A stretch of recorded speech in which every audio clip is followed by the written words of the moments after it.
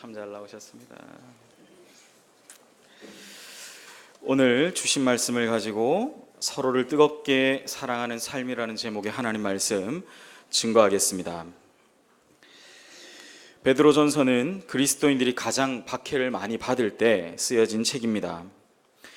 주후 60년을 전후로 해서 로마의 네로 황제로부터 그리스도인들이 가장 많은 박해를 받을 때 그 당시에 교회 최고 지도자인 베드로가 핍박과 고난 속에 있는 성도들에게 천국의 소망과 하나님의 말씀으로 위로하는 그런 내용이 베드로 전서에 기록되어져 있습니다. 오늘 우리가 함께 읽었던 본문은 그 중에 가장 백미와 같은 아주 중요한 본문이라고 할 수 있습니다.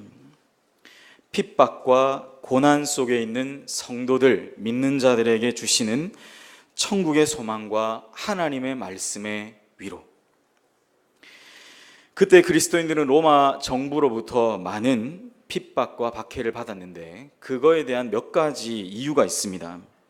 첫 번째는 그들이 하나님만을 섬기는 신앙 때문이었습니다. 당시 로마 시민이나 로마의 거대한 제국 아래 있었던 많은 영토, 이방인들은 로마 황제를 신으로 섬겼습니다. 인간인데 그를 신으로 추앙하며 그를 섬겼던 거죠. 오직 그리스도인들만 그것을 반대하고 하나님만이 유일한 신이다 라고 그들이 공식적으로 이야기하고 공식적으로 드러내면서 살았습니다. 하나님 외에 다른 신을 섬기는 것이 우리에게 용납이 됩니까? 안 되죠? 됩니까? 안 되잖아요. 우리 믿음의 신앙의 유산을 우리에게 전해준 그분들이 그렇게 사셨던 거예요. 심지어는 어떻게까지? 자기의 목숨을 내어 던지기까지. 끝까지 반대했어요. 끝까지. 그러니까 로마라는 정부에서 이 기독교인들을 어떻게 인식했을까요? 소위 말하는 오늘날로 따지면 반국가 단체. 우리나라에서 반국가 단체로 되려면 뭐죠? 국가보안법을 어겨야 되잖아요. 그죠? 무시무시한 일이죠. 그런데 이때 당시에 그리스도인들은 로마 황제를 신으로 섬기는 것 때문에 이걸 거부한 거예요. 그러니까 이 반국가 단체로 오인되고 낙인을 찍히니까 이제 어떻게 돼요? 이 신앙적 이유 때문에 기독교는 로마로부터 극심한 핍박과 박해를 받았습니다. 첫 번째, 하나님을 섬기는 신앙 때문이고, 두 번째는 이 기독교인들이 비도덕적인 단체라는 오해를 받았습니다. 로마로부터 박해와 핍박을 받게 되니까 이 그리스도인들이 도망가야 되겠죠. 자연스럽게 누가 날 한 대 딱 때리면 피해야 되죠. 마찬가지로 그리스도인들이 피신을 하게 되는데 어디로 갔는가 하면 동굴과 무덤으로 들어가 숨었습니다. 이 동굴, 이 무덤을 우리가 잘 아는 대로 어디입니까? 카타콤이죠. 이 카타콤이라고 하는 지하 무덤, 콤이 무덤이고 카타는 뭐뭐 아래로라는 뜻이니까 무덤 아래로 그들은 땅을 파고 계속 아래로 들어갈 수밖에 없었습니다. 근데 그들이 들어가서 거기 살 때 동굴 속에서 그들의 힘이 되는 게 뭐였을까요, 여러분? 그들이 그렇게 어둡고 침침한 동굴, 무덤 속으로 파고 들어가서 살 때 그들에게 가장 힘이 되는 게 뭐였겠어요? 바로 그들이 가지고 있었던 기독교 신앙이었습니다. 무엇보다도 그 신앙 중에도 예수님께서 나를 이렇게 기념하라고 말씀하신 뭐예요? 성찬. 성찬이 뭡니까, 여러분? 떡과 잔을 마시는 것. 그 떡은 뭘 상징하죠? 예수님의 살이고, 그 잔을 마시는 건 예수님의 피, 그 보혈을 마심을 의미합니다. 근데 왜 이게 비도덕적 단체로 인지가 되었는가? 그들이 보세요. 이제 어두운 동굴과 밀실에 들어갔어요. 근데 거기서 뭘 먹어요? 사람의 살과 피를 먹는다. 이 마치 흡혈귀.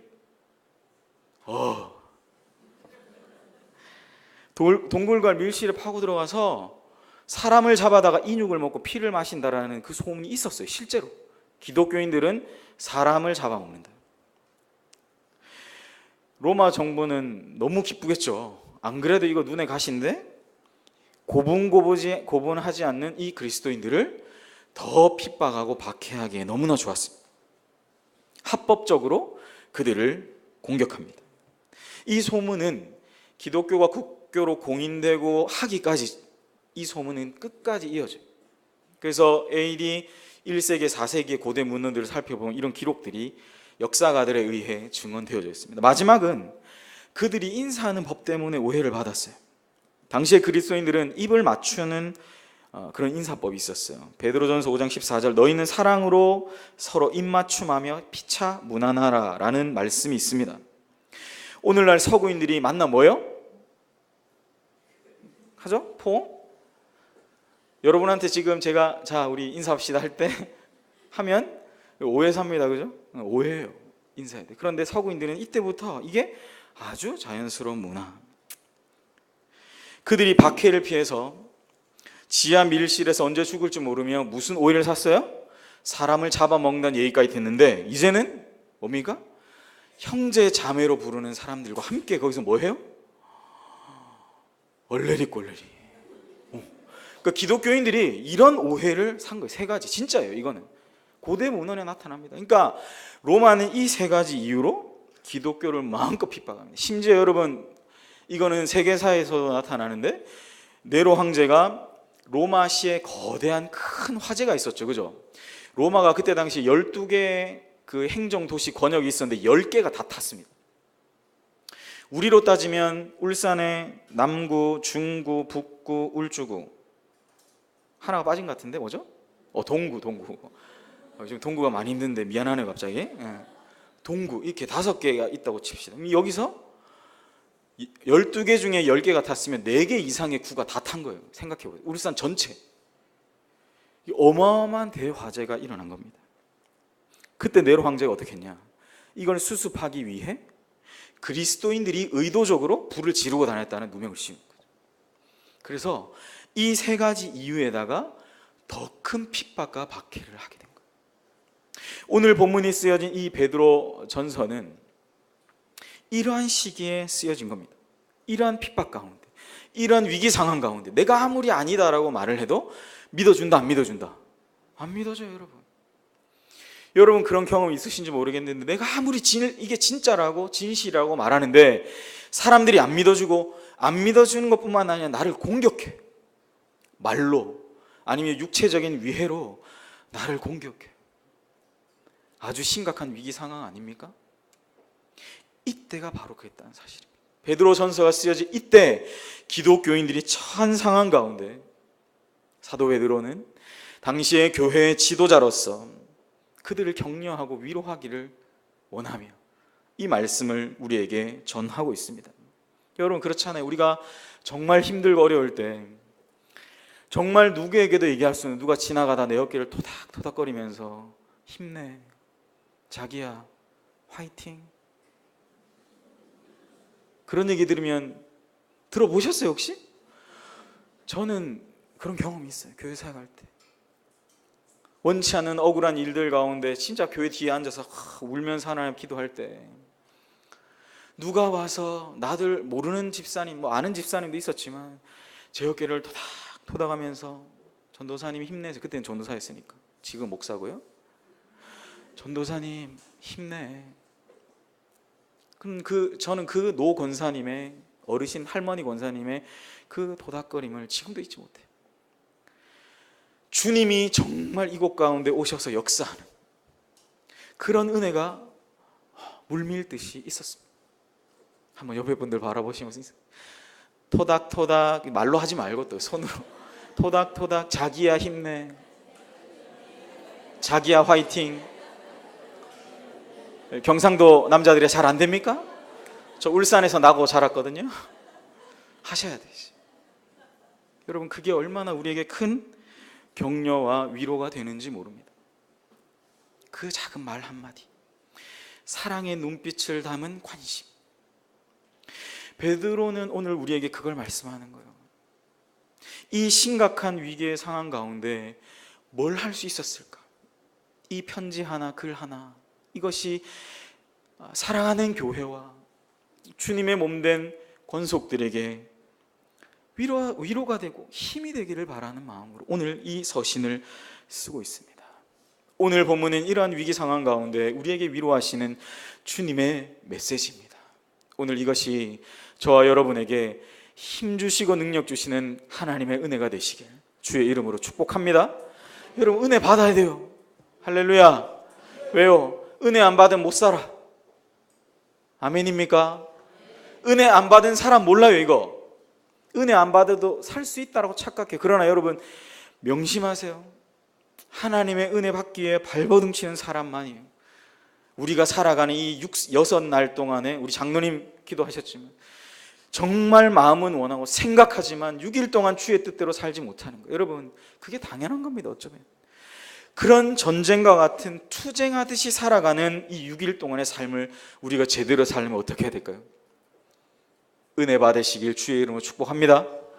여러분, 다 떠나가는 그런 진리의 빛 아래서, 여러분, 그 놀라운 진리의 빛, 하나님이 우리에게 비춰주신 은혜의 빛 아래서 우리를 약하게 하고 연약하게 하고 두렵게 하고 고통하게 하고 모든 것이 다 떠나가게 될 줄 믿습니다. 그래서 제가 그 마음을 다 모아서 뭘 했어요 방금? 토닥토닥 자기야 힘내. 여러분, 이번 한 주간 이거 다른 분들에게 실천하시는 행동으로 보여주시는 저 여러분 되시길 바랍니다. 아멘 한 70분 하셨어요. 다 그렇게 아멘 하시길 축복합니다. 오늘 그래서 베드로는 이 시험과 고난 속에 있는 성도에 관해서 두 가지로 오늘 본문은 이야기합니다. 첫째는 한번 읽어볼까요? 시작. 다시 한번 읽어보겠습니다. 시작. 오늘 본문 4장 7절을 우리 함께 읽어보겠습니다. 시작. 만물의 마지막이 가까이 왔으니 그러므로 너희는 정신을 차리고 근신하여 기도하라 라고 말하죠. 본문은 이렇게 시작합니다. 만물의 마지막이 가까웠으니. 이 마지막이라는 말의 의미가 참 깊죠. 마지막, 벼랑 끝에 서 있는 심정, 우리의 정신을 번쩍 나게 합니다. 왜요? 발 한 걸음만 잘못 디디면 그대로 어떻게? 이 세상의 시간이 끝나는 겁니다. 그런 소리와 함께 우리는 그 벼랑 끝으로 떨어지는 거예요. 그게 마지막입니다. 벼랑 끝에 서 있는 것과 같은 우리의 삶의 현존, 우리의 실존, 현대인들의 자화상 아닙니까 여러분? 현대인들이 늘 그 삶의 언저리에 늘 내몰리듯이 우리는 그 벼랑 끝으로 몰리지 않습니까? 이러한 벼랑 끝에 몰리는 상황 가운데 여러분, 우리 주님이 필요해요, 안 필요해요? 필요해요, 안 필요해요? 저는 그렇게 벼랑 끝, 아직 목사님 벼랑 끝까지는 아닌 것 같은데요. 하십니까? 근데 여러분, 죄송하지만 우리는 아닐지 모르는데 많은 현대인들과 예수를 믿는다는 많은 분들이 그렇게 벼랑 끝에 서 있는 것 같은 삶의 상황에서 이기질 못해요. 견디질 못한다니까. 내가 어떻게 해야 될 줄 몰라. 내가 주님도 알고 복음도 알고 내가 말씀도 늘 듣고 정말 사모하며 기도하고 그렇게 하나님 앞에 하는데도 불구하고 그러한 인생의 상황을 만날 때 어떻게 해야 될 줄을 모릅니다. 그래서 늘 목회자를 찾아오죠. 아니면 기도 많이 하는 권사님들 찾아가는 거예요. 어떻게 해야 될지 물어보려고. 심지어 신앙이 완전 밑바닥까지 간 분들 어디까지 갈까요? 무당집까지 가네. 점집까지. 제가 만나봤을까요? 안 만나봤을까요? 우리 교회엔 그런 분이 한 분도 없기를 주의 이름으로 축복합니다. 아멘 크게 하셔요. 근데 간다니까요. 믿는 사람들이. 왜요? 벼랑 끝과 같은 그런 것은 내몰리듯이 서 있는데 내가 어디가 해결을 못 받아. 왜요? 매 주일마다 은혜 못 받으니까, 주의 음성 못 들으니까 내가 뭘 어떻게 해야 될지 모르는 거예요. 오늘 본문의 마지막이 바로 이런 거예요. 이 세상의 시간이 완전히 끝나는 것 같은 상황, 내가 도대체 뭘 어떻게 해야 될지 모르는 그런 상황, 그 위기의 상황에 봉착할 때 우리는 어떻게 해야 되나? 나는 어떻게 해야 되나? 사실 세상 사람들은 그냥 뭐 끝장내, 끝내, 그냥 죽어. 세상 사람들이 이렇게 입버릇처럼 말하죠. 여러분 혹시 그렇게 말하는 분이 있으면 고쳐야 돼요. 세상 사람들이 쓰는 용어예요. 왜요? 세상 사람은 그렇게 말하면 끝장내, 그냥 죽어 하니까 어떻게 돼요? 벼랑 끝에 조금만 내몰리면 어떡합니까? 떨어지는 거예요, 거기서. 왜 우리나라가 OECD, 아무튼 전 세계 국가 중에 스스로 자신의 목숨을 끊는 비율이 높을까요? 여러분, 우리 이거 심각하게 생각해야 됩니다. 여러분이 이미 벌써 심각하게 생각하는 분들 계시겠지만, 여러분, 이게 오늘 성경이 말씀하는 내용이라니까요. 우리가 늘 마지막이라는 그 생각으로 살아가야 되는데, 그 마지막이라는 생각 속에 내가 뭘 어떻게 해야 될지 모를 때 어떻게 한다고요? 그냥 떨어지는 거예요. 더 살아서 뭐하나? 더 살아서 뭐하나? 끝내? 아휴, 그냥 막 그렇게 산다는 거예요. 사실은요, 많은 사람들이 이런 짧은 인생 그렇게 몸을 좋아하는 사람은 아무도 없습니다. 이 세상에서 오랫동안 행복하게 영원히 살 수는 없지만, 여러분, 그런 영원성을 띤 그런 삶을 살기를 원해요. 여러분, 그렇잖아요. 제가 여기서 이 세상 살기 힘드니까 여러분 빨리 주님께로 가기를 주의 이름 축복합니다 하면 이게 저주예요, 복이에요? 저주지. 목사 저거 맛이 갔나 이렇게 하겠죠. 사람은 기본적으로 그렇습니다. 누구든지 그렇습니다. 이 세상이 힘들고 어렵다 하지만 뭐예요?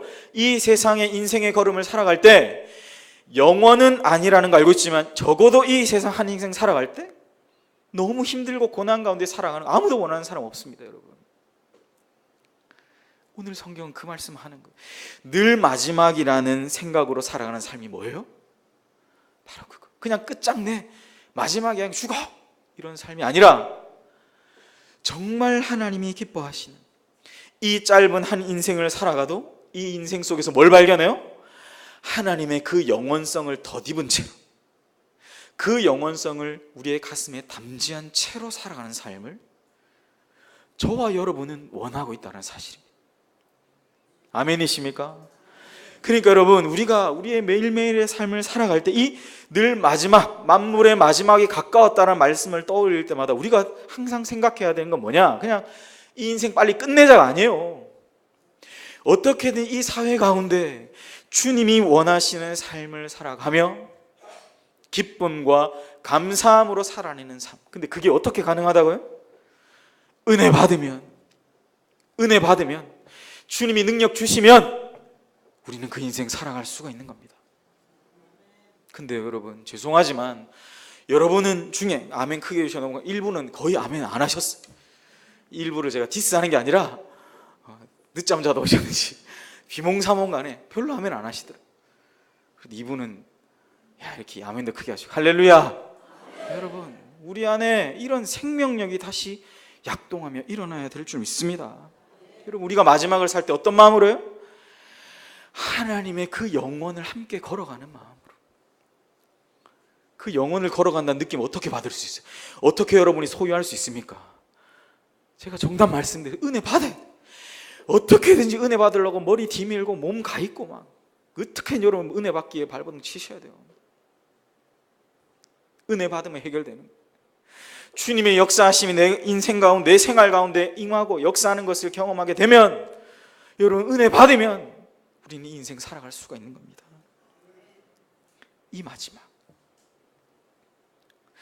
이 마지막을 우리 함께 걸어갈 수 있는 저 여러분 되시길 주의 이름으로 축복합니다.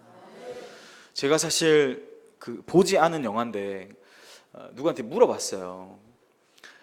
마음이 좀 서글프고 우울할 때 여러분 어떠세요? 맛있는 음식 먹거나, 그죠?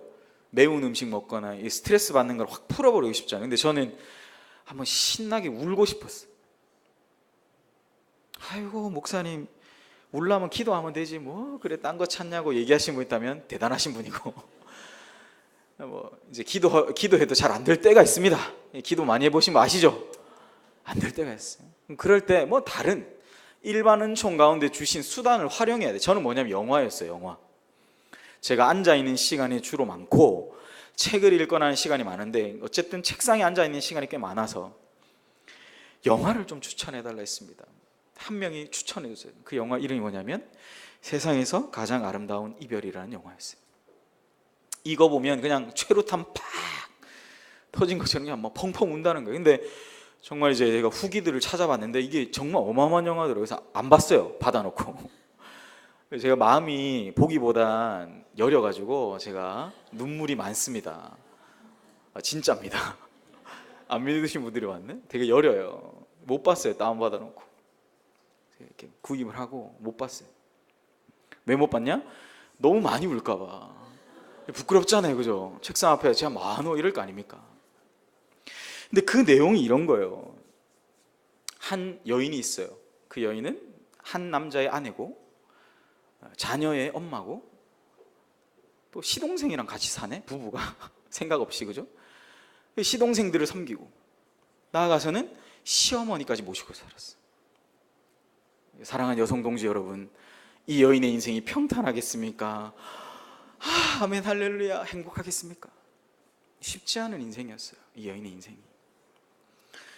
이 시동생 부부도 개념이 없어. 늘 돈 없으면 와서 돈 주세요 이렇게 하는, 전혀 경제력이 없어서 늘 돈을 다 쓰는. 남편은 일이 바쁘다고 이렇게 아내가 힘든 걸 돌아본다 안 돌아본다? 안 돌아본다. 크게 얘기하시네. 얘기하세요. 이럴 때 얘기하지. 언제 얘기했어요? 다 같이 있을 때, 그죠? 얘기하면 모르니까 크게. 남편이 안 알아줘요. 자식은 알아줬을까 안 알아줬을까요? 안 알아줘요. 유일하게 대화하는 대상이 누구냐면 치매에 걸린 시어머니였어요. 근데 여러분 아시겠지만 치매 환자를 돕는 게 쉬워요, 어려워요? 쉽지 않습니다. 결코 쉬운 일. 정말 생명이 경각에 달릴 정도로 이 돌보는 거는 정말 어려운 일. 변도 잘 못 가누시고 맨날 하는 얘기가 뭘까요? 밥 줘! 뺨 때리고 막. 이 여인의 인생이 쉬웠다 어려웠다? 너무 어려워. 모든 가족으로부터 자기가 이렇게 희생하고 헌신을 아무도 안 알아줘. 엎친 데 덮친 격으로 이 여인이 병원에 가는데 청천벽력 같은 소식을 듣는 거예요. 이제 불치의 병에 걸려서 몇 개월 남지 않은 거예요. 가족한테 얘기할 수 있었을까 없었을까요?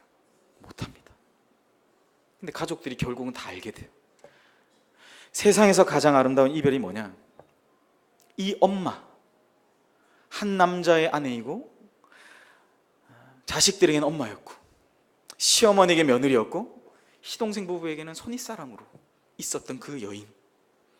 이 여인이 이제 이 세상의 생명을 다하는 그 마지막을 아무도 몰라줬는데 그 마지막 시간을 어떻게 해요? 의미 있게 보낼 수 있도록 가족들이 배려하는 내용입니다. 마지막에 조금 나온대요. 근데 그게 정말 최루탄을 터뜨린 것처럼 정말 그렇게 눈물 없이는 정말 못 보는 영화라고 하더라고요. 저도 못 봤습니다, 사실. 근데 저는 이 이야기를 듣고 줄거리를 찾아보면서 제가 느낀 게 있어요. 야, 이거구나. 늘 마지막으로 생각하며 살아가는 삶이 바로 이거구나. 이 영화가 얘기하는구나. 뭐예요, 여러분? 뭘까요? 마지막을 준비하는 건 이렇게 사는 거예요. 내가 그 사람의 존재와 가치를 몰랐는데 그 부재 상황을 이제 내다보고 있는 거잖아요. 몇 개월 뒤면. 그러니까 소중함을 안다 모른다? 아는 거죠. 그러니까 어떻게 하는 거예요? 서로 노력하는 거예요. 서로 그를 붙잡고 내가 지금까지 다 표현하지 못했던 것을 표현하는 겁니다. 그녀의 부재 상황을 놓고 자녀들이 우는 거죠. 남편이 우는 거예요. 시어머니도 그게 연기라서 그런지 몰라도 시어머니도 아는 거예요. 그 상황. 가면 안 돼. 가면 안 돼. 놔두고 가지 마. 여러분 늘 마지막으로 생각하며 살아가는 삶이 뭘까요, 여러분? 여러분 안에 주어진 것 늘 여러분 들어서 아시잖아요. 자족하며 살아라. 만족하며 살아라. 충족하며 살아라. 여러분 이런 말로 표현 안 되는 깊은 의미입니다. 사실 이 늘 마지막이라는 생각으로 살아가는 것. 우리의 생각이 바뀌고 시선이 바뀌고 은혜 받지 않으면 우리는 결코 이 늘 마지막이라는 생각으로 살아갈 수가 없습니다. 저도 마찬가지고 감사할 수 없죠. 오늘 사도 베드로는 우리에게 이렇게 권면하는 거예요. 늘 마지막이라는 생각으로 살아라. 이때는 제가 말씀드렸지만 언제 죽을지 몰라요. 사자밥에 그냥 던져지고 검투사들의 검에 의해 형장의 이슬로 사라지는, 내일 일을 장담할 수 없는 시대였습니다. 그때 베드로가 이 얘기하는 거예요. 마지막이란 마음으로 살아라. 늘 마지막이라는 생각으로 살아라. 너에게 주어진 그 짧은 그 시간, 언제가 될지 모르는 그 기약 없는 시간을 마지막이라는 그 마음으로 살아라. 그런 은혜가 저와 여러분에게 이번 한 주간 가득하시길 주의 이름으로 축복합니다. 둘째로 우리 한번 읽어보겠습니다. 시작. 다시 한번 읽겠습니다. 시작. 뜨겁게 서로 사랑하는 삶이에요. 오늘 본문은 분명히 얘기합니다. 우리 본문 8절 한번 읽어보겠습니다. 시작. 무엇보다도 뜨겁게 서로 사랑할지니 사랑은 허다한 죄를 덮느니라. 뜨겁게 서로 사랑하는 삶. 이상한 영화 제목이 아니에요, 여러분. 성경이 얘기하는 거예요. 제가 이거 제목만 보고 아니 목사님 설교 제목이 왜 이래요? 이런 분들이 있더라고요. 이상한 영화 제목이 아닙니다. 성경 그대로잖아요, 그죠? 뜨겁게 서로 사랑하라. 예수를 믿고 그분을 따르는 것의 가장 핵심적인 가치는 사랑이에요, 여러분. 알고 계시죠, 그건? 그 사랑을 받았죠? 안 받았습니까?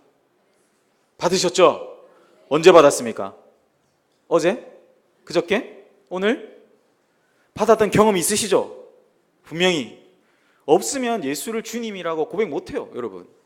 분명히 여러분 다 받으셨어요. 근데 뭐예요? 언제 받았는지 기억이 잘 안 나. 언제지? 내가 주님하고 언제 그렇게 교통하며 사랑받았다는 느낌이 있었지? 근데 여러분, 이게 신앙인의 가장 심각한 위기예요. 내가 언제 주님 만난지 모르겠어. 기억이 잘 안 나. 주님 만난 적이 있나? 이런 분도 있어요, 가끔. 근데 여러분이 만약 그게 점점 기억이 희미해지고 주님 만난 경험이 없다? 그 사랑받은 기억이 없다? 그러면 오늘 성경이 얘기하는 이 뜨겁게 서로 사랑할지니가 안 돼. 그러니까 여러분, 뜨겁게 서로 사랑할지니가 안 되니까 뭐가 안 돼요? 사랑은 허다한 죄를 덮는 게 안 되는 거예요. 아예 안 돼요, 이게. 가장 중요한 게 뭐예요? 여러분이 정말 주님 사랑 언제 받았는지를 다시 회복하셔야 돼요. 그게 뭐예요? 은혜 받으란 말씀입니다. 은혜 받아야 돼요. 은혜 받아야 돼. 생명 걸고 이제 담임 목사님 말씀 계속 전하시잖아요, 그죠? 저는 가끔 약방의 감초로 역할을 하는 겁니다. 여러분, 그 말씀 들을 때 여러분 기를 쓰고 은혜 받기 위해 여러분 사모하셔요. 왜요? 그래야 여러분 뜨겁게 서로 사랑하는 게 돼요. 이게 안 된다니까요. 뜨겁게 서로 사랑하는 게 안 되니까 뭐가 안 돼요? 사랑으로 그 허다한 죄를 덮는 것 자체가 안 되는 거죠. 그 죄를 보고 모른 척은 할 수 있겠지. 그냥 덮어줄 수는 있겠죠. 근데 그게 아니죠. 우리가 정말 뜨겁게 그렇게 서로를 사랑하는 것으로, 그 사랑으로 그 죄, 그 부족함, 그 연약함을 덮어주는 겁니다. 예수님이 분명히 요한복음 13장 34절 예수께서 말씀하시되, 우리 함께 읽을까요? 시작. 새 계명을 주노니 서로 사랑하라. 내가 너희를 사랑한 것 같이 너희도 서로 사랑하라. 보죠. 여러분, 사랑을 하되 뭐 어떻게 하라 그랬어요? 서로 어떻게? 관계적 존재로 묶어 놓으셨다는 거죠. 서로. 나 혼자만 사랑하는 거 아닙니다. 그 말은 뭐예요? 내가 원하는 방식으로 사랑을 표현하는 게 그 상대방은 불쾌할 수가 있다는 거죠.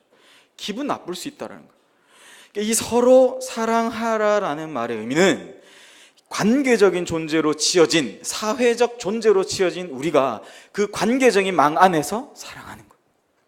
믿습니까? 그런데 그러려면 제가 뭐라고 말씀드렸죠? 가장 중요한 게 뭐다?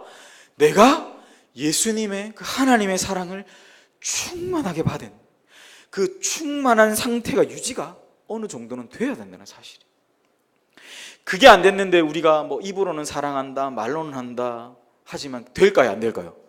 안 되는 거죠. 이게 첫 단추가 안 꿰어지는데요. 안 됩니다. 그런데 오늘 본문은 한술 더 떠서 말하죠. 뭐라고 말해요? 뜨겁게. 서로 사랑하라는 정도가 아니라 이제는 뜨겁게 서로 사랑하는 것. 뜨겁게 사랑하는 것. 베드로는 분명히 알았습니다. 자신의 스승의 가르침을 알았어요.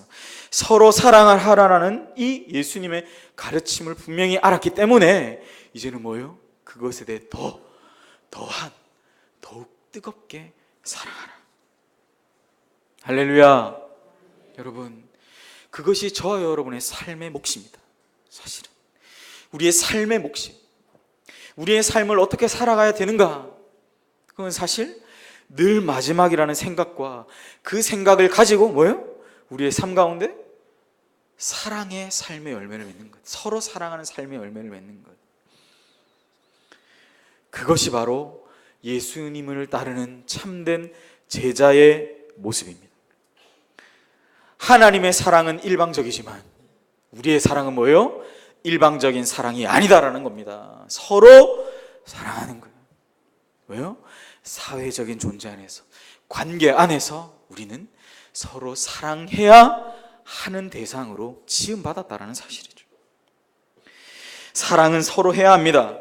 자기는 미워하면서 상대방에게 사랑을 요구해서도 안 되고, 여러분이 사랑을 받기 위해 일방적으로 사랑을 요청하거나 갈구해서도 안 된다는 거예요.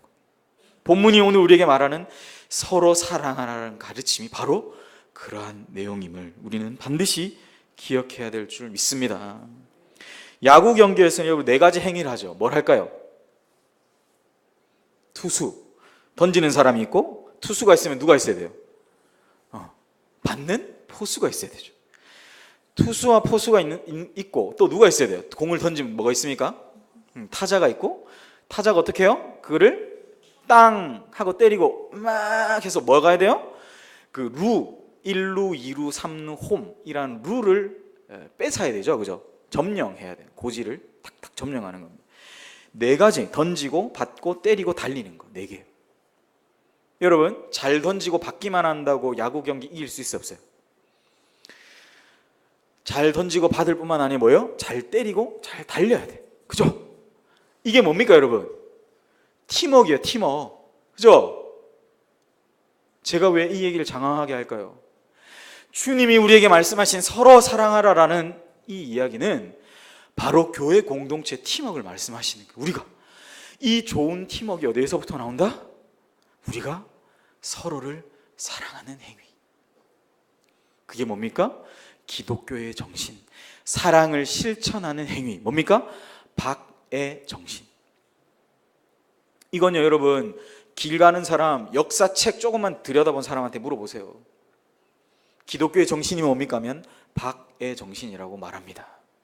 교과서에도 실려 있는 말이에요. 근데 정작 우리는 알고 있지만 그것을 매일매일의 삶 가운데 예수님의 참된 제자로 순종하며 살아가는 것에는 아주 연약함 우리는 발견하게 된다는 사실이죠. 그래서 오늘 베드로는 마지막에 계속 끊임없이 우리에게 말하고 있는 거예요. 만물의 마지막인 것처럼 우리가 생각하고 뭐예요? 서로 사랑하되 뜨겁게 서로 사랑하라. 그것이 오늘 우리에게 주시는 주님의 음성인 줄 믿습니다. 사랑하는 여러분, 이번 한 주간 여러분 어떻게 사실 거예요? 어떻게 사실 겁니까? 제가 오늘 다 읽었는데 다 말씀을 못 전했어요. 서로 사랑하고 허물을 덮고 주님의 그 창고를 맡은 선한 청지기처럼 사역하고, 이것을 볼 때 뭐예요? 많은 사람들이 너를 예수님의 참된 제자로 알고 교회가 반짝반짝 빛이 나게 될 것이다. 사실은 여러분, 이게 오늘 사도 베드로가 4장 7절에서 11절까지 한 이 내용이요, 성도의 신앙생활의 거의 표본입니다. 표본. 핵심적인 내용, 아주 중요한 내용. 성도의 신앙생활의 가장 중요한 내용은 바로 오늘 본문에 나타난 내용이죠.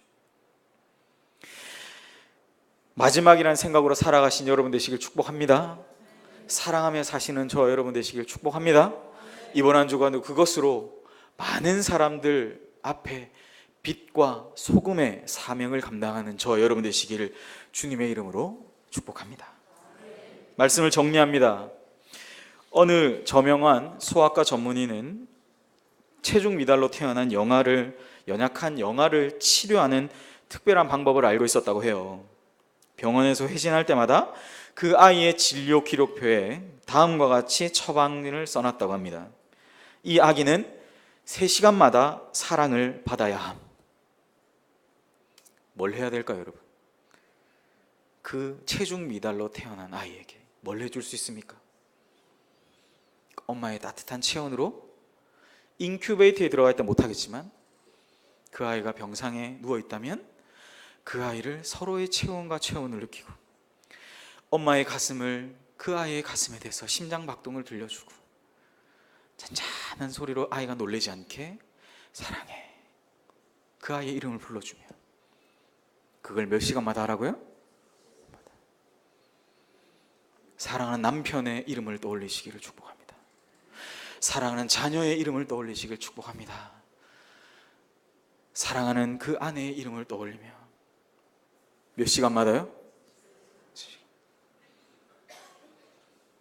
이번 주에 하시길 축복합니다. 숙제금 살까요? 다음 주에? 다행히도 제가 다음 주는 설교를 안 합니다. 3시간 표현해 보세요. 바뀔 겁니다. 왜요? 성경의 진리, 서로 사랑함을 통해 사랑이 변하는 거예요. 이 얘기하면 끝도 없어요. 왜? 기독교 역사가 그걸 증언하니까. 여기 서 있는 저도 그렇고 엉망진창이었던 사람이 변한다? 뭘까요? 이거예요. 변화가 일어납니다. 진정으로 변화 원하세요? 믿어 순종함으로 나아가시기를 축복합니다. 애정이 필요한 것은 갓 태어난 체중 미달의 이 영아뿐만 아니라 누구도 필요하다? 다 자란 어른들에게도 필요하다. 사랑을 표현합시다. 사랑을 나눕시다. 여러분이 할 수 있는 것을 시작하세요. 그럴 때 놀라운 하나님의 능력으로, 놀라운 주님의 그 새 힘이 우리 가운데 마음껏 부러지는 그런 놀라운 그런 은혜를 체험하는 복된 한 주간이 될 줄 믿습니다.